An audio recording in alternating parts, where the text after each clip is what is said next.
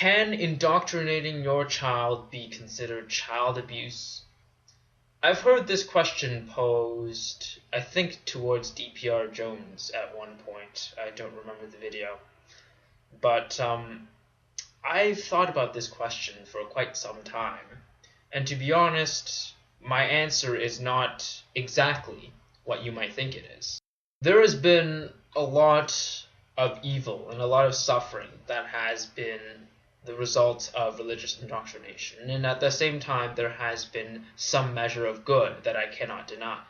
Personally, of course, I feel that religion does more harm than good, and any good that it does really doesn't necessitate religious influence in order to commit certain acts of good. I've said before that regardless of what religion teaches or what theists claim religion teaches, the very fact that it is based upon belief without evidence and not questioning these beliefs is very dangerous. It is one of the very few things in this world that can make normally good people do terrible things.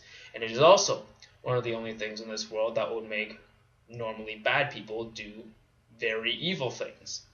In the case of the former, it would be something along the lines of a theist killing a school full of atheists in the name of God for the greater good of humanity. In the case of the latter, it would be normally a very bigoted and hateful person using religion to justify their bigotry and hatred. So can religious indoctrination be considered child abuse and therefore maybe even punishable by law if I wanted to take it that far? You could say that. Yes, I could consider religious indoctrination child abuse for two reasons. One, because I personally feel that religion is inherently dangerous, regardless of what it teaches. But then again, that's only my opinion. The second reason would be something along the lines of if their parents taught children to be hateful and bigoted against all non-believers, or against gays, or against any other group of people for that matter. If their parents denied children health care in favor of prayer to heal away their ailments. If parents denied their children their right to education in favor of faith-based beliefs. If parents denied children their right to freedom of speech and to question all things as skeptics should, instead focusing on antiquated moral values like not questioning your elders and not questioning your beliefs. Yes, that can be child abuse, and to me that is very abusive. But at the same time, I can say that from at least what I've seen, for the most part, religious indoctrination is not always abusive. Children do grow up to be very healthy, normal human beings that just happen to believe in a God. I know several of these people, and they happen to be my friends.